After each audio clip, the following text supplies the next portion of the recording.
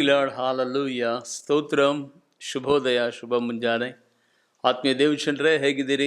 ನಜರೇತಿನ ಯೇಸು ಕ್ರಿಸ್ತನ ಮಧುರವಾದ ನಾಮದಲ್ಲಿ ನಿಮ್ಮೆಲ್ಲರಿಗೂ ಸದಾ ಹೆದರದಿರು ಸೇವೆಗಳ ಮೂಲಕವಾಗಿ ಶುಭ ಅಭಿವಂದನೆಗಳನ್ನು ಸಲ್ಲಿಸ್ತಾ ಇದ್ದೇನೆ. ದಯಾಮಯನೂ ಕೃಪಾಪೂರ್ಣನಾಗಿರುವಂಥ ನಮ್ಮ ಕರ್ತನಾಗಿರುವಂಥ ಯೇಸುವಿನ ಆ ಕರುಣೆಗೆ ನಾವೆಲ್ಲರೂ ಪಾತ್ರರಾಗಿದೆ. ಕಾರಣ ಏನು ಗೊತ್ತಾ? ರಾತ್ರಿಯಲ್ಲೆಲ್ಲ ಕಾದು ಕಾಪಾಡಿ ಉದಯ ಕಾಲದಲ್ಲಿ ಆತನ ಶಬ್ದವನ್ನು, ಆತನ ಉನ್ನತವಾದಂಥ ಪ್ರವಾದನ ವಾಗ್ದಾನವನ್ನು ಕೇಳುವ ಹಾಗೆ ದೇವರು ನಮ್ಮನ್ನು ಬಲಪಡಿಸಿದ್ದಾನೆ. ಅದಕ್ಕಾಗಿ ದೇವರಿಗೆ ನಾವೆಲ್ಲರೂ ಸದಾ ಶತಕೋಟಿ ಧನ್ಯವಾದಗಳನ್ನು ಸಲ್ಲಿಸುವಂಥವರಾಗೋಣ. ದೇವಜನರೇ, ನಾಳೆ ಸಂಜೆ, ಮಂಗಳವಾರ ಸಂಜೆ 7 ಗಂಟೆಯಿಂದ ನಡೆಯುವಂಥ ಕುಟುಂಬ ಪ್ರಾರ್ಥನೆಗಾಗಿ ದೇವರಿಗೆ ನಾನು ಸ್ತೋತ್ರ ಮಾಡುತ್ತೇನೆ. ಆತ್ಮೀಯ ದೇವಜನರೇ, ನೀವೆಲ್ಲರೂ ಸದಾ ಕುಟುಂಬವಾಗಿ ಈ ಕುಟುಂಬ ಪ್ರಾರ್ಥನೆಯಲ್ಲಿ ಭಾಗವಹಿಸಿರಿ. ಕರ್ತನು ನಿಮ್ಮನ್ನು ಆಶೀರ್ವಾದ ಮಾಡಲಿ. 9741791564 ಈ ಸ್ಕ್ರೀನ್ ಮೇಲೆ ಕಾಣುತ್ತಿರುವಂಥ ಈ ನಂಬರ್ ಪ್ರಾರ್ಥನಾ ಕರೆಗಳ ಒಂದು ನಂಬರ್ ಆಗಿರುವಂಥದ್ದಾಗಿದೆ. ನಿಮಗೆ ಯಾವುದೇ ಪ್ರಾರ್ಥನೆಗಳ ಅವಸರವಿರುವುದಾದರೆ ಈ ನಂಬರ್ಗೆ ಕಾಲ್ ಮಾಡಿರಿ. ನಿಮಗೋಸ್ಕರವಾಗಿ ನಾವು ತಪ್ಪದ ರೀತಿಯಲ್ಲಿ ಪ್ರಾರ್ಥಿಸುತ್ತೇವೆ. ಕರ್ತನು ನಿಮ್ಮನ್ನು ಆಶೀರ್ವಾದ ಮಾಡಲಿ. ವಿಶೇಷವಾಗಿ 26ನೇ ತಾರೀಕು ನಡೆಯುವಂಥ ಚುನಾವಣೆಗಾಗಿ ವೈಯಕ್ತಿಕವಾದಂಥ ನಿಮ್ಮ ಪ್ರಾರ್ಥನೆಗಳಲ್ಲಿ ಪ್ರಾರ್ಥಿಸಿರಿ. ದೇವರ ಚಿತ್ತ ನಮ್ಮ ದೇಶದಲ್ಲಿ ನೆರವೇರಲಿಕ್ಕಾಗುವಂತೆ, ಆತನ ಸಂಕಲ್ಪ ಉದ್ದೇಶಗಳನ್ನು ಈಡೇರಿಸುವಂಥ ವ್ಯಕ್ತಿಗಳನ್ನು ದೇವರು ಆರಿಸಿ ತರಲಿಕ್ಕಾಗುವಂತೆ, ಆತನ ನಾಮವನ್ನು ಮಾತ್ರ ಮಹಿಮೆ ಪಡಿಸುವ ಹಾಗೆ ಪ್ರತಿಯೊಬ್ಬರೂ ಸದಾ ಒಳ್ಳೆಯ ನೀತಿವಂತರನ್ನು, ಪ್ರತ್ಯೇಕವಾಗಿ ಸಮಾಜವನ್ನು, ಎಲ್ಲ ಸರ್ವಧರ್ಮಗಳನ್ನು ಪ್ರೀತಿಸುವಂಥ ವ್ಯಕ್ತಿಗಳನ್ನು ದೇವರು ಆರಿಸಿ ತರಬೇಕೆಂಬುದಾಗಿ ವೈಯಕ್ತಿಕವಾದ ನಮ್ಮ ಪ್ರಾರ್ಥನೆಗಳಲ್ಲಿ ಪ್ರಾರ್ಥನೆ ಮಾಡಿಕೊಳ್ಳೋಣ. ಕರ್ತನು ನಿಮ್ಮನ್ನು ಆಶೀರ್ವಾದ ಮಾಡಲಿ. ದೇವರ ಸನ್ನಿಧಾನದಲ್ಲಿ ದೇವರು ಇವತ್ತು ನಮಗೆ ಕೊಡುತ್ತಿರುವಂಥ ಒಂದು ಶ್ರೇಷ್ಠವಾದಂಥ ವಾಗ್ದಾನ, ಜಕಾರ್ಯ ಪ್ರವಾದನೆ ಗ್ರಂಥ 9ನೇ ಅಧ್ಯಾಯ ಅದರ 12ನೇ ವಚನ. ಸುನಿರೀಕ್ಷೆ ಉಂಟಾದ ಸೆರೆಯವರೇ, ನಿಮ್ಮ ದುರ್ಗಕ್ಕೆ ಹಿಂದಿರುಗಿರಿ, ನಿಮಗೆ 2ರಷ್ಟು ಸುಖವನ್ನು ದಯಪಾಲಿಸುವೆ. ಹೌದು ಪ್ರೀತಿಯುಳ್ಳ ದೇವಜನರೇ, ಬಹಳ ಸುಪರಿಚಿತವಾದಂಥ ವಚನ. ಇದನ್ನು ಬಹಳ ಸಾರಿ ನಾವು ಧ್ಯಾನ ಮಾಡಿದ್ದೇವೆ. ಆದರೆ ಒಂದು ಸಂತೋಷಕರವಾದ ಸಂಗತಿ ಏನಂದರೆ, ಒಂದೇ ವಚನವನ್ನು ಅಥವಾ ಒಂದೇ ವಾಗ್ದಾನವನ್ನು ನಾವು ಮತ್ತೆ ಮತ್ತೆ ಧ್ಯಾನ ಮಾಡುವಂಥ ಸಂದರ್ಭದಲ್ಲಿ ಅದರ ಗುಣಾರ್ಥಗಳು ವ್ಯತ್ಯಾಸವಾದ ರೀತಿಯಲ್ಲೇ ಇರ್ತವೆ. ನಿಮಗೆ ಬೈಬಲ್ ಓದಿ ಅನುಭವ ಇರುವುದಾದರೆ ಅಥವಾ ವಾಕ್ಯದ ರುಚಿಯನ್ನು ನೀವು ಕಂಡಿರುವುದಾದರೆ ನಿಮಗೆ ಇದರ ಒಳಮರ್ಮ ಗೊತ್ತಾಗುತ್ತದೆ. ಯಾಕೆಂತ ಹೇಳಿದರೆ, ದೇವರು ಆಯಾ ಕಾಲಕ್ಕೆ, ಆಯಾ ಸಮಯಕ್ಕೆ ನಮಗೆ ಬೇಕಾಗಿರುವಂಥ ಶ್ರೇಷ್ಠವಾದದ್ದನ್ನೇ ತನ್ನ ವಿನೂತನವಾದ ಭಂಡಾರದಿಂದ ಆತನು ತೆಗೆದು ನಮ್ಮನ್ನು ತೃಪ್ತಿಗೊಳಿಸಿ, ಅಬ್ಬಾ ಎಂಥ ಮಹಿಮೆಯಾದಂಥ ದೇವರ ವಾಗ್ದಾನ ಎಂಬುದಾಗಿ ಆಶ್ಚರ್ಯ ಪಡುವ ರೀತಿಯಲ್ಲಿ ನಮ್ಮ ಚಿತ್ತದಲ್ಲಿ ಆತನ ದೊಡ್ಡ ಕಾರ್ಯವನ್ನು ನಡೆಸುವುದನ್ನು ನಾನು ಬಹಳ ಸಾರಿ ನೋಡಿದ್ದೇನೆ. ಬಹಳ ಸಾರಿ ಅದರ ಬಗ್ಗೆ ನಾನು ಆಲೋಚನೆ ಮಾಡುತ್ತೇನೆ. ಯಾಕೆಂದರೆ ಇದೇ ವಾಗ್ದಾನನ ಸರಿಸುಮಾರು ಎಷ್ಟು ಸಾರಿ ನಾನು ಧ್ಯಾನ ಮಾಡಿದ್ದೇನೋ ಗೊತ್ತಿಲ್ಲ. ಆದರೆ ಇವತ್ತು ದೇವರು ವ್ಯತ್ಯಾಸವಾಗಿ ನಮ್ಮ ಸಂಗಡ ಮಾತನಾಡಲಿಕ್ಕಿದ್ದಾನೆ. ಕರ್ತನ ಸನ್ನಿಧಾನದಲ್ಲಿ ಶ್ರದ್ಧಾಭಕ್ತಿಯಿಂದ ಈ ವಾಗ್ದಾನ ಮುಗಿಯುವ ತನಕ ನೀವು ಕೇಳ್ರಿ. ಕೊನೆಯದಾಗಿ ನಿಮಗಾಗಿ, ನಿಮ್ಮ ಕುಟುಂಬಕ್ಕಾಗಿ ನಾನು ಪ್ರಾರ್ಥನೆ ಮಾಡುತ್ತೇನೆ. ದೇವರು ಇಲ್ಲಿ ಹೇಳುತ್ತಿರುವಂಥ ಸಂಗತಿ, ಸುನಿರೀಕ್ಷೆ ಉಂಟಾದ ಜನರೇ, ನಿಮ್ಮ ದುರ್ಗಕ್ಕೆ ಹಿಂದಿರುಗಿರಿ, ನಾನು 2ರಷ್ಟು ಸುಖವನ್ನು ದಯಪಾಲಿಸುತ್ತೇನೆ ಅಂತ. ಇಲ್ಲಿ ಒಂದು ಮಾತನ್ನು ನಾವು ಗಮನಿಸಬೇಕು. ಸೆರೆಯಲ್ಲಿ ಇದ್ದಾರೆ, ಬಂಧನದಲ್ಲಿದ್ದಾರೆ, ಬಾಧೆಯಿಂದ ಬಳಲುತ್ತಾ ಇದ್ದಾರೆ, ಅನೇಕ ವಿಧವಾದಂಥ ತಡೆಗಳ ಮಧ್ಯದಲ್ಲಿ ಇರುವಂಥ ಜನರು ಇವರು. ಆದರೆ ನಿರೀಕ್ಷೆಯಿಂದ ಮಾತ್ರ ಇವರು ಬಿಡಲಿಲ್ಲ.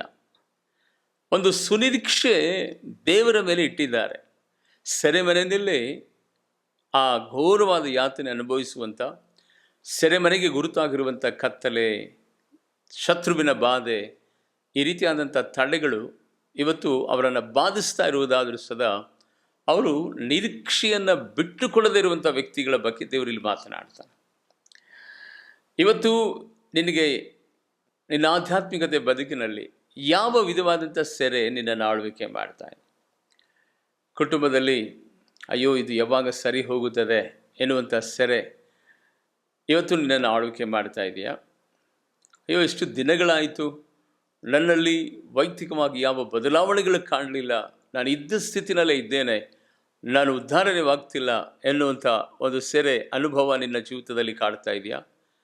ಅಥವಾ ವೈಯಕ್ತಿಕವಾಗಿ ನೀನು ಅನೇಕ ಸಾರಿ ಅಂದ್ಕೊಂಡಿರ್ಬೋದು, ಅಯ್ಯೋ ಇದೆಲ್ಲ ನನ್ನ ಕರ್ಮ, ನನ್ನ ಜೀವನನೇ ಇಷ್ಟು, ನನ್ನನ್ನು ಯಾರೂ ಪ್ರೀತಿ ಮಾಡೋದಿಲ್ಲ, ನನ್ನನ್ನು ಯಾರೂ ಆದರಿಸೋದಿಲ್ಲ ಎಂಬುದಾಗಿ ಆ ಒಂದು ಸೆರೆ ನಿನ್ನನ್ನು ಕಾಡ್ತಾ ಇದೆಯಾ? ಎಷ್ಟೋ ದಿನಗಳಾಯಿತು, ಮಕ್ಕಳ ಮದುವೆ ಆಗಲಿಲ್ಲ, ಅಥವಾ ಸಾಲಗಳು ತೀರಲಿಲ್ಲ, ಸಮಸ್ಯೆಗಳು ಪರಿಹಾರವಾಗಲಿಲ್ಲ, ನನ್ನ ಬದುಕಿನಲ್ಲಿ ನಾನು ಹೀಗೆ ಸತ್ತು ಹೋಗ್ಬಿಡ್ತೇನಾ ಎನ್ನುವಂಥ ನಿರಾಸೆ ನಿಸ್ಪೃಹದಿಂದ ಒಂದು ವೇಳೆ ನಿನ್ನ ಜೀವಿತವನ್ನು ನೀನು ನಡೆಸ್ತಿರುವುದಾದರೆ ಈ ಸಂದೇಶ ನಿನಗೋಸ್ಕರವಾಗಿ. ದೇವರು ಆ ಸುನಿರೀಕ್ಷೆಯುಳ್ಳಂಥ ಸೆರೆಯವರಿಗೋಸ್ಕರವಾಗಿ ಕೊಡಲ್ಪಡುತ್ತಿರುವಂಥ ವಾಗ್ದಾನ ಏನು ಗೊತ್ತಾ? ನಾನು ನಿಮಗೆ 2ರಷ್ಟು ಸುಖವನ್ನು ದಯಪಾಲಿಸುತ್ತೇನೆ. ಒಂದು ವೇಳೆ ಆ ರೀತಿಯಾದಂಥ ಸೆರೆಯ ಅನುಭವದಲ್ಲಿ ನೀವಿರುವುದಾದರೆ, ನಜರೇತಿನ ಯೇಸು ಕ್ರಿಸ್ತನ ನಾಮದಲ್ಲಿ ದೇವರ ಸೇವಕನಾಗಿದ್ದುಕೊಂಡು ನಿಮ್ಮ ಮನೆಯನ್ನು, ನಿಮ್ಮ ಮಕ್ಕಳನ್ನು, ನಿಮ್ಮ ಉದ್ಯೋಗಗಳನ್ನು ಯಾವ ವಿಧವಾದ ಸೆರೆಯ ಬಂಧನದಲ್ಲಿ ನೀವು ಬಳಲುತ್ತಾ ಇದ್ದೀರೋ, ಅದು ರೋಗ ಅಥವಾ ವೈಯಕ್ತಿಕವಾದಂಥ ವಿವಾಹದ ಸಂಗತಿಗಳು, ಮಕ್ಕಳು ಕಾಣದೇ ಇರುವಂಥ ಪರಿಸ್ಥಿತಿಗಳು, ಅಥವಾ ಅನೇಕ ವಿಧವಾದಂಥ ಇಕ್ಕಟ್ಟಿನ ದಿನಗಳಲ್ಲಿ ಹಾದು ಹೋಗ್ತಿರುವುದಾದರೆ, ಈ ವಾಗ್ದಾನವನ್ನು ಹಿಡಿದು ನಜರೇತಿನ ಯೇಸುವಿನ ನಾಮದಲ್ಲಿ ನಿಮ್ಮನ್ನು ಆಶೀರ್ವಾದ ಮಾಡುತ್ತೇನೆ. ದೇವಾದಿ ದೇವನು ಇವತ್ತು ಆ ಬಂಧನದಲ್ಲಿ, ಆ ಸೆರೆಯಲ್ಲಿ, ಆ ಪರಿತಾಪಕರವಾದಂಥ ಪರಿಸ್ಥಿತಿನಲ್ಲಿರುವಂಥ ನಿಮಗೆ ದೇವರು 2ರಷ್ಟು ಸುಖವನ್ನು ದಯಪಾಲಿಸಲಿ, ಯೇಸು ಕ್ರಿಸ್ತನ ನಾಮದಲ್ಲಿ. ಆಮೇನ್. ಹೌದು ಪ್ರೀತಿಯುಳ್ಳ ದೇವ ಜನರೇ, ಖಂಡಿತವಾಗಿಯೂ ದೇವರನ್ನು ಆರಾಧಿಸುತ್ತೇವೆ ಎಂಬುದಾಗಿ ಹೇಳಿಕೊಂಡು ಓಡಾಡುವುದು ಅಥವಾ ಕರ್ತನ ಸನ್ನಿಧಾನದಲ್ಲಿ ಫಾಸ್ಟಿಂಗ್ ಪ್ರೇಯರ್, ದೊಡ್ಡ ದೊಡ್ಡ ಕೂಟಗಳನ್ನು ಅಟೆಂಡ್ ಮಾಡೋದು, ಇದು ಪ್ರಾಮುಖ್ಯವಾದಂಥ ಸಂಗತಿ ಅಲ್ಲ. ಹೋಗಬಾರ್ದು ಅಂತ ನನ್ನ ತಾತ್ಪರ್ಯವಲ್ಲ. ಆದರೆ ನಮಗೆ ನಿರೀಕ್ಷೆ ವೆರಿ ಇಂಪಾರ್ಟೆಂಟ್. ನಾವು ಯಾರನ್ನು ನಿರೀಕ್ಷಿಸ್ತೇವೆ ಆ ವ್ಯಕ್ತಿ ನಮ್ಮ ನಂಬಿಕೆಗೆ ಅರ್ಹನಾಗಿರುವಂಥ ವ್ಯಕ್ತಿಯಾಗಿರ್ಬೋದು. ಇಲ್ಲಿ ಪ್ರತಿಯೊಬ್ಬರೂ ಸದಾ ದೇವರು ತನ್ನ ಬಾಯಿಂದಲೇ ಹೇಳ್ತಿರುವಂಥ ಸಂಗತಿಯನ್ನು ಗೊತ್ತಾ? ಬಹಳ ಒಂದು ನಿರೀಕ್ಷೆಯುಳ್ಳ ಜನರು ನೀವಾಗಿದ್ದೀರಿ, ನಿಮ್ಮ ದುರ್ಗಕ್ಕೆ ಹಿಂದಿರುಗಿರಿ, ನಾನು 2ರಷ್ಟು ಸುಖವನ್ನು ದಯಪಾಲಿಸ್ತೇನೆ ಎಂಬುದಾಗಿ. ಹೊಸ ಒಡಂಬಡಿಕೆಯಲ್ಲಿ ನಾವು ನೋಡುತ್ತೇವೆ, ಕೆಟ್ಟ ಕುಮಾರನ ಬಗ್ಗೆ ಅಲ್ಲಿ ಬರೆಯಲ್ಪಟ್ಟಿರುವಂಥ ಸಂಗತಿಯನ್ನು ಗಮನಿಸುವಂಥ ಸಂದರ್ಭದಲ್ಲಿ ಆತನು ಎಷ್ಟೋ ದಿನಗಳ ನಂತರ ತಂದೆ ಮನೆಗೆ ತಿರುಗಿ ಬರ್ತಾನೆ. ತನಗಿರುವುದೆಲ್ಲವನ್ನು ಕಳ್ಕೊಂಡು ತಂದೆ ಮನೆಗೆ ತಿರುಗಿ ಬರುವಂಥ ಸಂದರ್ಭದಲ್ಲಿ ತಂದೆ ಅವನ ಮೇಲೆ ಕೋಪನೇ ಮಾಡಿಕೊಳ್ಳಲ್ಲ, ಸಂತೋಷ ಪಡ್ತಾನೆ. ಅಷ್ಟು ಮಾತ್ರವಲ್ಲ, ತನ್ನ ಜೊತೆಯಲ್ಲಿರುವಂಥ ತನ್ನ ಜೊತೆ ಸೇವಕರುಗಳಿಗೆ, ಅಲ್ಲಿರುವಂಥ ದಾಸದಾಸಿಯರಿಗೆ ಹೇಳ್ತಾನೆ, ಅಯ್ಯೋ ಕಳೆದು ಹೋಗದಂಥ ಮಗನು ತಿರುಗಿ ಬಂದನು, ಬನ್ನಿರಿ ಹಬ್ಬ ಮಾಡೋಣ ಅಂತ. ಈ ತಂದೆಗೆ ನಾನು ಕೊಡುವಂಥ ಹೆಸರೇನು ಗೊತ್ತಾ? ನಿರೀಕ್ಷೆಯುಳ್ಳಂಥ ತಂದೆ. ನಿರೀಕ್ಷೆಯುಳ್ಳಂಥ ತಂದೆ ಯಾಕೆ ಎಂಬುದಾಗಿ ನೀವು ಪ್ರಶ್ನೆ ಕೇಳ್ಬೋದು. ಹೌದು ಪ್ರೀತಿಯುಳ್ಳ ದೇವಜನರೇ, ಎಷ್ಟೋ ದಿನಗಳಾಯಿತು ಮಗ ಊರು ಬಿಟ್ಟು ನಂತರ ಮನೆಗೆ ಬರ್ತಾ ಇದ್ದಾನೆ, ತನ್ನ ಜನರಿಗೆ ಹೇಳ್ತಾ ಇದ್ದಾನೆ, ಬನ್ನಿರಿ ಇವತ್ತು ಹಬ್ಬ ಮಾಡೋಣ, ಕಳೆದು ಹೋದಂಥ ನನ್ನ ಮಗನು ಸಿಕ್ಕಿದನು, ಬಲಿತಂಥ ಒಂದು ಕರುವನ್ನು ಕರ್ಕೊಂಡು ಬಂದು ಒಳ್ಳೆ ಬಿರಿಯಾನಿ ಮಾಡಿ ತಿನ್ನೋಣ, ತನ್ನ ಮಗನು ಬಂದನೆಂಬುದಾಗಿ ನೆನೆಸಿ ದೇವರಿಗೆ ಸ್ತೋತ್ರವಾಗಲಿ ಅವನ ಕಾಲುಗಳಿಗೆ ಜೋಡುಗಳನ್ನು ಮೆಟ್ಟಿಸ್ತಾನೆ, ಕೈಗೆ ಉಂಗುರವನ್ನು ಹಾಕ್ತಾನೆ, ಅವನಿಗೆ ನಿಲುವಂಗಿಯನ್ನು ತೋಳಿಸ್ತಾನೆ. ಪರಿಶುದ್ಧಾತ್ಮ ದೇವರು ಇಲ್ಲಿ ನನಗೆ ಪ್ರಕಟಪಡಿಸಿದಂಥ ಒಂದು ಕಾರ್ಯ ಏನು ಗೊತ್ತಾ? ಆ ತಂದೆ ಎಷ್ಟು ನಿರೀಕ್ಷೆ ಇಟ್ಟಿರ್ಬೋದು ತನ್ನ ಮಗನ ಮೇಲೆ. ಒಂದಲ್ಲ ಒಂದು ದಿನ ನನ್ನ ಮಗ ಬಂದೇ ಬರ್ತಾನೆ, ಈ ರೀತಿಯಾಗಿ ನಾವು ಹಬ್ಬವನ್ನು ಮಾಡುತ್ತೇವೆ. ಅವನು ಎಷ್ಟು ದಿನವಾಗಿದೆಯೋ ಎಂಬುದಾಗಿ ಬೈಬಲಲ್ಲಿ ಬರೆಯಲ್ಪಟ್ಟಿಲ್ಲ. ಆದರೆ ಅವನ ಕಾಲಿನ ಸೈಜಿನ ಸ್ಲಿಪ್ಪರನ್ನು ತೆಗೆದುಕೊಂಡು ಬರಬೇಕಂದ್ರೆ ಶಾಪಿಗೆ ಹೋಗಿ ಅವನು ಕರ್ಕೊಂಡು ಹೋಗಿ ಅವನ ಕಾಲದರಲ್ಲಿ ಇಟ್ಟು ಆ ಸೈಜಿನ ಪ್ರಕಾರವಾಗಿ ತೆಗೆದುಕೊಂಡು ಬರಬೇಕಾದ್ರೆ, ಇಲ್ಲಿ ತಂದೆ ನಿರೀಕ್ಷೆಯನ್ನು ನೋಡ್ರಿ, ನನ್ನ ಮಗ ಬಂದೇ ಬರ್ತಾನೆ, ಅವನು ಇಷ್ಟೇ ಎತ್ತರ ಇರ್ತಾನೆ, ಅವನ ಕಾಲಿನ ಸೈಜ್ ಇಷ್ಟು, ಅವನ ನಿಲುವಂಗಿಯ ಸೈಜ್ ಇಷ್ಟು, ಅವನ ಬೆರಳಿನ ಉಂಗರದ ಸೈಜ್ ಇಷ್ಟು ಎಂಬುದಾಗಿ ಎಷ್ಟರ ಮಟ್ಟಿಗೆ ನಿರೀಕ್ಷೆ ನೆಟ್ಟಿದ್ದನು ಎಂಬುದಾಗಿ. ಹೌದು ಪ್ರೀತಿಯುಳ್ಳ ದೇವ ಜನರೇ, ಕರ್ತನ ಸನ್ನಿಧಾನದಲ್ಲಿ ದೇವರನ್ನು ಆರಾಧಿಸುವಂಥ ದೇವ ಮಕ್ಕಳು ಒಂದು ವೇಳೆ ಸೆರೆಯ ಅನುಭವದಲ್ಲಿ ನಾವು ಇರುವುದಾದರೂ ಸದಾ ನಮ್ಮ ನಿರೀಕ್ಷೆ ಮಾತ್ರ ಕುಂದಿ ಹೋಗಬಾರದು. ಇಲ್ಲಿ ತಂದೆಯ ನಿರೀಕ್ಷೆ ಕುಂದಿ ಹೋಗಲಿಲ್ಲ. ಆ ಮಗನ ಬರುವಿಕೆಗೋಸ್ಕರವಾಗಿ ಎದುರು ನೋಡುತ್ತಿದ್ದುದು ಮಾತ್ರವಲ್ಲ, ಆ ಮಗನಿಗೆ ಬೇಕಾದಂಥ ಕಾಲಿನ ಕೆರ ಆತನಿಗೆ ಬೇಕಾದಂಥ ಉಂಗುರ, ಆತನಿಗೆ ಬೇಕಾದಂಥ ನಿಲುವಂಗಿಯನ್ನು ಆತನು ತಯಾರು ಮಾಡಿ ಇಟ್ಟುಕೊಂಡಿದ್ದನಂತೆ. ಒಬ್ಬ ಮನುಷ್ಯನು ಈ ಲೋಕಾರೀತಿಯಾಗಿ ಅದನ್ನು ಯೋಚನೆ ಮಾಡುವಂಥ ಸಂದರ್ಭದಲ್ಲಿ ಸರ್ವಶಕ್ತನಾಗಿರುವಂಥ ದೇವರ ಮಕ್ಕಳಾಗಿರುವಂಥ ನಾವು ಒಂದು ವೇಳೆ ಆ ಸೆರೆಯ ಅನುಭವದಲ್ಲಿ ಒಂಟಿತನದಿಂದ, ಬಾಧೆಯಿಂದ, ಅನೇಕ ಅನಾರೋಗ್ಯದ ಸಂಗತಿಗಳಿಂದ ಕೈಬಿಡಲ್ಪಟ್ಟವರಾಗಿ, ನನಗೆ ದಿಕ್ಕಿಲ್ಲ, ನಾನು ಅನಾಥನು ಅನಾಥಳು ಎಂಬುದಾಗಿ, ನನಗೆ ಯಾರು ಪ್ರೀತಿಸುವರಿಲ್ಲ ಎಂಬುದಾಗಿ ಒಂದು ವೇಳೆ ಕಳವಳದಿಂದ ಆ ಸೆರೆ ಅನುಭವದಲ್ಲಿ ನೀನಿರುವುದಾದರೆ, ನಿನ್ನ ನಿರೀಕ್ಷೆ ಕುಂದು ಹೋಗದೆ ತಿರುಗಿ ದೇವರ ಸನ್ನಿಧಾನದಲ್ಲಿ ನೀನು ಆ ನಿರೀಕ್ಷೆಯನ್ನು ಹುಟ್ಟಿಸುವವನು, ಪೂರೈಸುವನಾಗಿರುವಂಥ ಆತನ ಪಾದ ಸನ್ನಿಧಾನದಲ್ಲಿ ಬರುವಾಗ ಖಂಡಿತವಾಗಿಯೂ ನಿನ್ನ ಬದುಕಿನಲ್ಲಿ ಸದಾ ಏನನ್ನು ನೀನು ಕಳ್ಕೊಂಡಿದೆಯೋ, ಯಾವುದು ನಿನ್ನ ಜೀವಿತದಲ್ಲಿ ಅದು ನೆರವೇರಲಿಲ್ಲವೋ ಅದನ್ನು ನಂಬಿಕೆಯ ಮೂಲಕವಾಗಿ ನಿರೀಕ್ಷೆಯನ್ನು ಹುಟ್ಟಿಸಿ ಅದನ್ನು ಪೂರೈಸುವುದಕ್ಕೆ ನನ್ನ ಕರ್ತನು ಸಾಮರ್ಥ್ಯವುಳ್ಳವನಾಗಿದ್ದಾನೆ.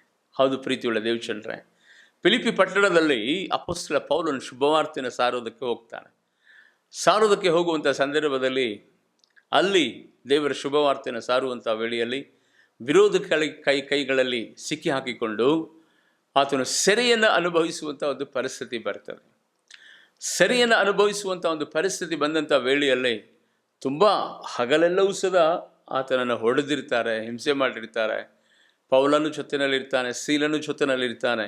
ಆ ಹಿಂಸೆ ಮಾಡುವಂಥ ಆ ಯಾತನೆಯ ಅನುಭವದ ಆ ಮಧ್ಯದಲ್ಲಿ ಸದಾ ಪೌಲನ ನಿರೀಕ್ಷೆ ಮತ್ತು ಶೀಲನ ನಿರೀಕ್ಷೆ ಕುಂದಿ ಹೋಗಲೇ ಇಲ್ಲ.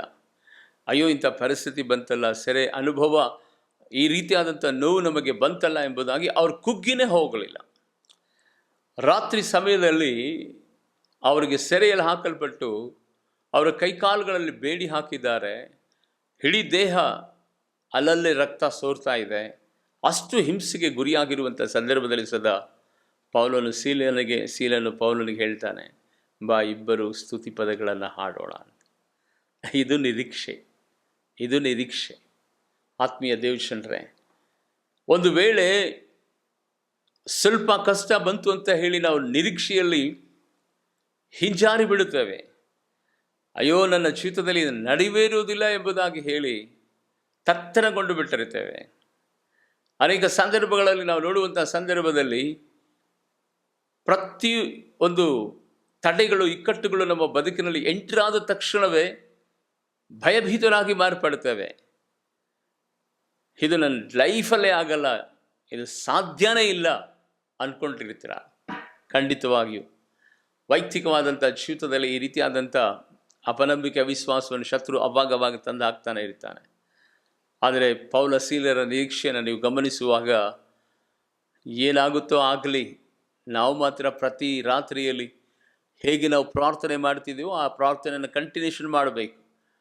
ಇವತ್ತು ರಾತ್ರಿಯಲ್ಲೆಲ್ಲ ಆರಾಧನೆ ಮಾಡೋಣ, ಪ್ರಾರ್ಥನೆ ಮಾಡೋಣ ಎಂಬುದಾಗಿ ಹೇಳಿ ಹಾಡುಗಳನ್ನು, ಸ್ತುತಿ ಪದಗಳನ್ನು, ಆರಾಧನೆಯನ್ನು ಮಾಡೋದಕ್ಕೆ ಪ್ರಾರಂಭ ಮಾಡಿದರು. ಅವರ ನಿರೀಕ್ಷೆ ದೇವರು ಭಂಗ ಮಾಡಲಿಲ್ಲ. ಏನು ಮಾಡಿದರೆ ಗೊತ್ತಾ? ಇಡೀ ಸೆರೆಮನೆಯ ಅಸ್ಥಿವಾರಗಳು ಕದಲಿ ಹೋಗುವ ಹಾಗೆ ಕರ್ತನು ಅವರ ಮಧ್ಯದಲ್ಲಿ ದೊಡ್ಡ ಅದ್ಭುತಗಳನ್ನು ನಡೆಸ್ತಾನೆ. ಅವರಿಗೆ ಕಟ್ಟಲ್ಪಟ್ಟಂಥ ಬೇಡಿಗಳು ಬಿಚ್ಚಿ ಹೋಗ್ತವೆ. ಅವರಿಗೆ ಕಟ್ಟಲ್ಪಟ್ಟಂಥ ಬಂಧನಗಳು ಮಾತ್ರವಲ್ಲ, ಇಡೀ ಸೆರೆಮನೆಯಲ್ಲಿರುವಂಥ ಎಲ್ಲ ಅಸ್ಥಿವಾರಗಳು, ಬಾಗಿಲುಗಳು ಯಾರ್ಯಾರಿಗೆ ಬೇಡಿ ಕಟ್ಟಲ್ಪಟ್ಟಿದೆಯೋ ಅವರೆಲ್ಲರ ಬೇಡಿಗಳು ಕಳಚಿ ಬೀಳ್ತದೆ. ಆ ಸೆರೆಮನೆಯ ಕಮಿಷನರ್, ಚೀಫ್ ಆಫೀಸರ್, ಅವನಿಗೂ ಸದ ಭಯ ಹುಟ್ಟಿಸುವ ರೀತಿಯಲ್ಲಿ ಅನೇಕ ಅದ್ಭುತ ವಿಸ್ಮಯ ಕಾರ್ಯಗಳು ಅವರ ಜೀವಿತದಲ್ಲಿ ನಡೀತದೆ. ಪೌಲ ಸೀಲನ್ನು ಹಾಡ್ತಿರುವಂಥ ಸಂದರ್ಭದಲ್ಲಿ ಇಂಥ ಒಂದು ದೊಡ್ಡ ಅದ್ಭುತ ಆ ಸೆರೆಮನೆಯಲ್ಲಿ ನಡೀತಿರುವಾಗ ಓಡೋಡಿ ಬರ್ತಾನೆ ಆ ಕಮಿಷನರ್.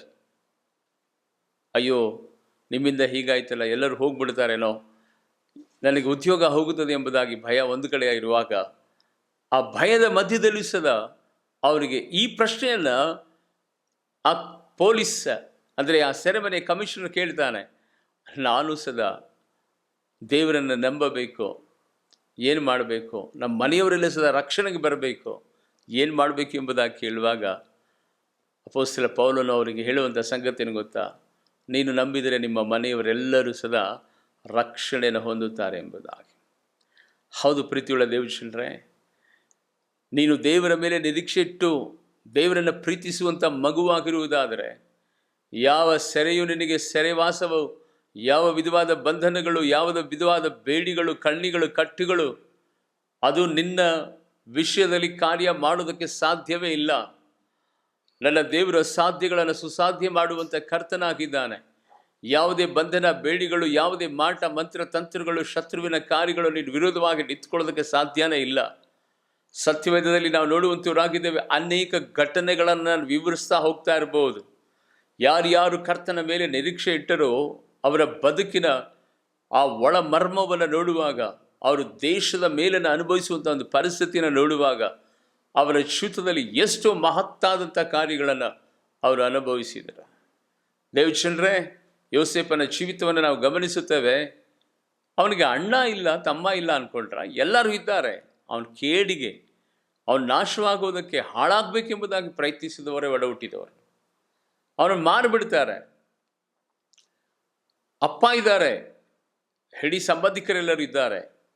ಆದರೆ ಅವನಿಗೆ ಸತ್ತು ಹೋದ ಎನ್ನುವುದಾಗಿ ಡೆತ್ ಸರ್ಟಿಫಿಕೇಟನ್ನು ತೆಗೆದುಕೊಂಡು ಹೋಗಿ ತನ್ನ ತಂದೆಗೆ ತೋರಿಸ್ತಾರೆ. ಎಷ್ಟು ಕ್ರೂರಿಯಾಗಿರುವಂಥ ಅಣ್ಣ ತಮ್ಮಂದಿರಿರ್ಬೋದು ನೋಡ್ರಿ. ಬದುಕಿರುವಂಥ ಆ ಮನುಷ್ಯನಿಗೆ ಡೆತ್ ಸರ್ಟಿಫಿಕೇಟ್ ತೋರಿಸೋ ರೀತಿಯಲ್ಲಿ ಆತನು ಹುಟ್ಟಂಥ ಆ ಬಟ್ಟೆ ಅವನದೆಲ್ಲ, ಅದು ಅಂಥದ್ದೇ ಬಟ್ಟೆಯನ್ನು ತೆಗೆದುಕೊಂಡು ಕುರಿ ರಕ್ತವನ್ನು ಅದರ ಮೇಲೆ ಪ್ರೋಕ್ಷಿಸಿ ಯಾಕೋಬನಿಗೆ ಕಣ್ಣು ಕಾಣ್ತಾ ಇರಲಿಲ್ಲ. ಅಯ್ಯೋ ಮಗನೇ ಸತ್ತು ಹೋದ ಎಂಬುದಾಗಿ ಹೇಳಿ ಅವನ ಕಳವಳಕ್ಕೆ ಗುರಿ ಮಾಡ್ತಾರೆ. ಇಂಥ ಒಂದು ಜನರು ನಮ್ಮ ಮಧ್ಯದಲ್ಲಿ ಇರುವಂಥವರಾಗಿದ್ದಾರೆ. ಅವನು ಹೊರದೇಶಕ್ಕೆ ಮಾರಲ್ಪಟ್ಟರೂ ಸದಾ, ಸೆರೆಮನೆಯಲ್ಲಿ ಇರುವಂಥ ಒಂದು ಪರಿಸ್ಥಿತಿ ಬಂದರೂ ಸದಾ, ಮಾಡದೇ ಇರುವಂಥ ತಪ್ಪು ಪಾಪ ಆತನ ಮೇಲೆ ಬಂದಂಥ ವೇಳೆಯಲ್ಲಿ ಸದಾ ಆತನು ದೇವರ ಮೇಲಿನ ನಿರೀಕ್ಷೆ ಕಡಿಮೆನೇ ಆಗಲಿಲ್ಲ. ಅವನು ಯಾರ ಮೇಲೂ ನಿರೀಕ್ಷೆ ಇರಲಿಲ್ಲ. ಸ್ನೇಹಿತರ ಮೇಲೆ, ಅಣ್ಣ ತಮ್ಮಂದಿರ ಮೇಲೆ, ಒಡ ಹುಟ್ಟಿದವರ ಮೇಲೆ ನಿನಗೆ ನಿರೀಕ್ಷೆ ಇದೆಯಾ? ಖಂಡಿತವಾಗಿ ಆ ನಿರೀಕ್ಷೆ ಒಂದು ದಿನ ಹುಸಿಯಾಗುತ್ತದೆ. ಆದರೆ ಈ ಉದಯ ಕಾಲದಲ್ಲಿ ದೇವ ಮಗುವೆ, ನಿನ್ನ ನಿರೀಕ್ಷೆ ದೇವರ ಕಡೆಗೆ ಡೈವರ್ಟ್ ಆದರೆ, ನಿನ್ನ ನಿರೀಕ್ಷೆ ದೇವರ ಮೇಲೆ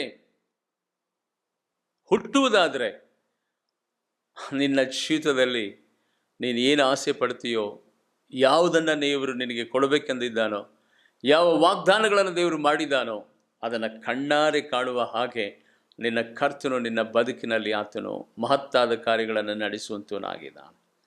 ಹೌದು, ಅದಕ್ಕಾಗಿಯೇ ಕರ್ತನ ಸನ್ನಿಧಾನದಲ್ಲಿ ಚಿಕ್ಕ ಪುಟ್ಟ ವಿಷಯಗಳನ್ನು ಅಥವಾ ಯಾರದೋ ಒಬ್ಬರ ಮಾತನ್ನು ಕೇಳಿ ನಿನಗುಂಟಾದಂಥ, ನಿನಗೆ ಕೊಡಲ್ಪಡುವಂಥ ಆ ಆಶೀರ್ವಾದಗಳನ್ನು ನೀನು ಕಳೆದುಕೊಳ್ಳಬೇಡ. ಅಲ್ಲಿ ಸ್ವಾಮಿ ಹೇಳ್ತಿರುವಂಥ ಸಂಗತಿಯನ್ನು ಗೊತ್ತಾ? ನಾನು 2ರಷ್ಟು ಸುಖವನ್ನು ನಾನು ನಿನಗೆ ದಯಪಾಲಿಸುತ್ತೇನೆ. ಆದರೆ ದೇವರು ನಮ್ಮಿಂದ ಎಕ್ಸ್ಪೆಕ್ಟೇಷನ್ ಮಾಡ್ತಿರುವಂಥ ಸಂಗತಿಯನ್ನು ಗೊತ್ತಾ? ನಾವು ಆತನನ್ನು ನಿರೀಕ್ಷಿಸಬೇಕು. ಎಂಥ ಪರಿಸ್ಥಿತಿನಲ್ಲಿ? ಕಣ್ಣೀರಿನ ಪರಿಸ್ಥಿತಿನಲ್ಲಿ, ಅನಾರೋಗ್ಯದ ಪರಿಸ್ಥಿತಿನಲ್ಲಿ, ಶೆರೆಯ ಅನುಭವದ ಪರಿಸ್ಥಿತಿನಲ್ಲಿ, ಇಕ್ಕಟ್ಟಾದ ಸಂದಿಗ್ಧವಾದಂಥ ಪರಿಸ್ಥಿತಿನಲ್ಲಿ, ಒಬ್ಬಂಟಿಗರಾಗಿ ಅಳುತ್ತಿರುವಂಥ ಸಂದರ್ಭದಲ್ಲಿ ನನಗೆ ದೇವರಿದ್ದಾನೆ, ನನಗೆ ಕರ್ತನಿದ್ದಾನೆ. ನಾನು ಅಳೋದಿಲ್ಲ. ನನ್ನ ಜೀವಿತದಲ್ಲಿ ನಾನು ನಿರಾಸೆ ಆಗಲ್ಲ. ನನಗೆ ವಾಗ್ದಾನ ಮಾಡಿದ ದೇವರು ನಂಬಿಗಸ್ತನಾಗಿದ್ದಾನೆ. ಖಂಡಿತವಾಗಿಯೂ ನಾನು ನಿರೀಕ್ಷಿಸುವುದಕ್ಕಿಂತಲೂ ಯೋಚಿಸುವುದಕ್ಕಿಂತಲೂ ಅದ್ಭುತಗಳನ್ನು ನಡೆಸುವುದಕ್ಕೆ ಆತನು, ಕರ್ತನು ನನ್ನ ಪರವಾಗಿ ಯುದ್ಧ ಮಾಡುವಂಥ ಸರ್ವಶಕ್ತನು ನನ್ನ ಕರ್ತನಾಗಿದ್ದಾನೆ ಎಂಬುದಾಗಿ ನಿರೀಕ್ಷೆ ಇಡುವವರ ಜೀವಿತದಲ್ಲಿ ಮಹತ್ ಕಾರ್ಯಗಳು ನಡೀತದೆ. ಉದಾಹರಣೆ ನೋಡುವಂಥ ಸಂದರ್ಭದಲ್ಲಿ ಆ ರಾಜನು ಪ್ರತಿದಿನ ಹಾಕುವ ಬೆಂಕಿಗಿಂತ 7 ಪಟ್ಟು ಜಾಸ್ತಿ ಬೆಂಕಿಯನ್ನು ಇವರಿಗೆ ಹಾಕರೆ ಶದ್ರಕ್, ಮೇಷಕ್, ಅಬೇದ್ನೆಗೋ ಅವರನ್ನ ಆ ಬೆಂಕಿಯ ಒಳಗಡೆ ಹಾಕಬೇಕು ಎಂಬುದಾಗಿ ರಾಜಾಜ್ಞೆ ಹೊರಡಿಸುತ್ತಾನೆ.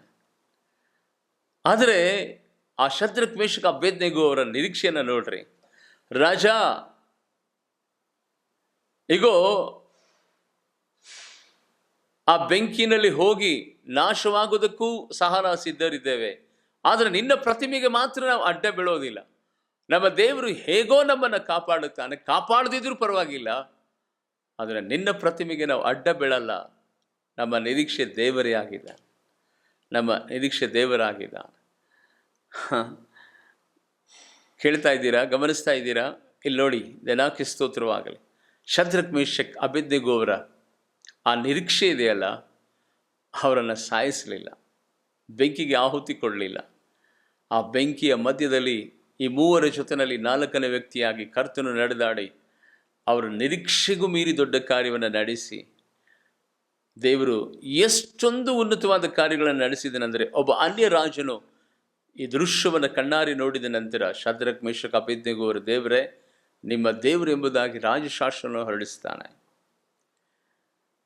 ದಾನಿಯೇಲನಿಗೆ ಸಿಂಹದ ಗವಿನಲ್ಲಿ ಹಾಕ್ತಾರೆ. ಪರವಾಗಿಲ್ಲ, ಸಿಂಹದ ಗವಿನಲ್ಲಿ ಬೇಕಾದರೆ ನಾನು ನನ್ನ ಪ್ರಾಣ ಕೊಡುವುದಕ್ಕೆ ಸಿದ್ಧ, ಆದರೆ ಪ್ರಾರ್ಥನೆ ಮಾಡುವುದನ್ನು ನಾನು ನಿಲ್ಲಿಸೋದಿಲ್ಲ ಎಂಬುದಾಗಿ ದೇವರ ಮೇಲೆ ಆತನ ನಿರೀಕ್ಷೆ ನೀಡುತ್ತಾನೆ. ಆತ್ಮೀಯ ದೇವಜನರೇ, ದೇವರಿಗೆ ಚೆನ್ನಾಗಿ ಗೊತ್ತು ಆತನ ಮೇಲೆ ಯಾರು ನಿರೀಕ್ಷೆ ಇಡ್ತಾರೋ ಅವ್ರ ಪರವಾಗಿ ಯಾವಾಗಲೂ ಸದಾ ಕಾರ್ಯ ಸಾಧಿಸುವಂಥ ಕರ್ತನು ನಮ್ಮ ಕರ್ತನಾಗಿದ್ದಾನೆ. ತನ್ನ ಮಕ್ಕಳನ್ನು ರಕ್ಷಿಸುವುದು, ತನ್ನ ಮಕ್ಕಳನ್ನು ಪ್ರೀತಿಸುವುದು ಬರೀ ನಮ್ಮ ಲೋಕದಲ್ಲಿರುವಂಥ ತಂದೆ ತಾಯಿಗಳಿಗೆ ಮಾತ್ರ ಗೊತ್ತಿದೆ ಅಂತ ತಿಳ್ಕೊಬೇಡ್ರಿ.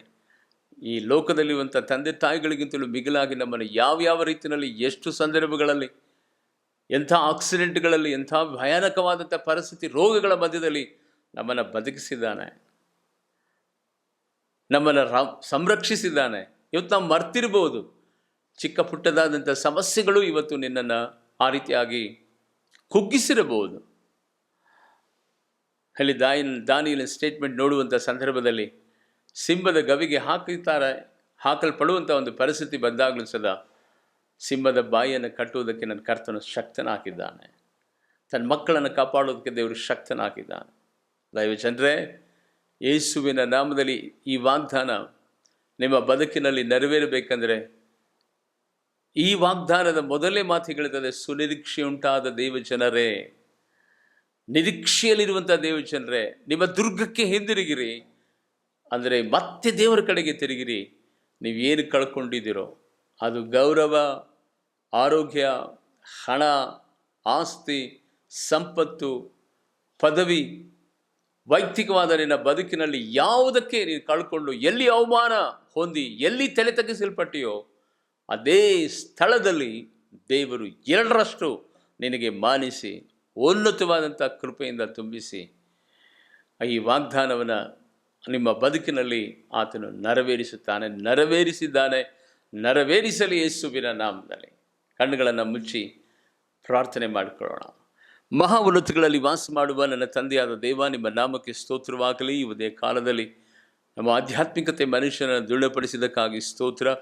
ಇವತ್ತು ಯಾವ ವಿಧವಾದ ಬಂಧನಗಳಿಂದ, ಸೆರೆಗಳಿಂದ ಕರ್ತನೆ ನಿನ್ನ ಮಕ್ಕಳು ಬಾಧೆ ಪಡ್ತಾ ಇದ್ದಾರೋ ಅಂಥವರನ್ನು ದೇವರೇ ಒಂದು ಸಾರಿ ನಿನ್ನ ಸಂಧಿಸು ಅಪ್ಪ. ನಂಬಿಕೆ ನಿರೀಕ್ಷೆಯಿಂದ ಕರ್ತನೆ ಬದುಕುತ್ತಾ ನನಗೆ ದೇವರಿದ್ದಾನೆ, ಈ ರೋಗ ಏನು ಮಾಡೋಕ್ಕಾಗಲ್ಲ, ನನಗೆ ದೇವರಿದ್ದಾನೆ, ಈ ಸೆರೆ, ಈ ಕೋರ್ಟ್, ದೇವರೇ ಕರ್ತನೆ ಈ ಮಕ್ಕಳಾಗದೇ ಇರುವಂಥ ಒಂದು ಪರಿಸ್ಥಿತಿ, ದೇವರೇ ನನಗೆ ದೇವರಿದ್ದಾನೆ, ನನ್ನ ಬದುಕಿನಲ್ಲಿ ದೇವರು ಖಂಡಿತವಾಗಿ ನಡೆಸ್ತಾನೆ, ಯಾವುದಕ್ಕೂ ಸದಾ ನಾನು ಭಯಪಡೋದಿಲ್ಲ ಎಂಬುದಾಗಿ ಇವತ್ತು ಯಾರ್ಯಾರು ತಮ್ಮ ನಿರೀಕ್ಷೆಯನ್ನು ನಿನ್ನ ಕಡೆಗೆ ತಿರುಗಿಸ್ತಾರೋ ಅವರ ಚಿತ್ತದಲ್ಲಿ ಅದ್ಭುತಗಳನ್ನು ನಡೆಸಪ್ಪ. ಇದುವರೆಗೆ ಒಂದು ಕರ್ತನೆ ಸ್ವಾಮಿ ಅವರ ಚಿತ್ತದಲ್ಲಿ ಯಾವ ವಿಧವಾದಂಥ ಕರ್ತನೆ ಆಶೀರ್ವಾದಗಳು ಕಾಣಲಿಲ್ಲವೋ ಈ ಕ್ಷಣದಿಂದ ಆ ಆಶೀರ್ವಾದಗಳನ್ನು ಹೊಂದಿಕೊಳ್ಳಲಿಕ್ಕಾಗುವಂತೆ ಅದರ ಮೂಲಕವಾಗಿ ನಿಮ್ಮ ನಾಮವನ್ನು ಮಹಿಮೆಪಡಿಸುವಂತೆ ಪ್ರತಿಯೊಬ್ಬರನ್ನು ಸದಾ ನಿನ್ನ ಅಭಿಷೇಕದ ಕರಗಳಲ್ಲಿ ಮರೆಮಾಚುತ್ತಾನೆ. ನಿನ್ನ ಆಶೀರ್ವಾದ ಮಾಡಿ ನಡೆಸು. ಯೇಸು ಕ್ರಿಸ್ತನ ನಾಮದಲ್ಲಿ ಬೇಡಿ ಪ್ರಾರ್ಥಿಸ್ತೇನೆ, ಪರಲೋಕದ ತಂದೆಯಾದ ದೇವರೇ. Amen, amen. Praise the lord.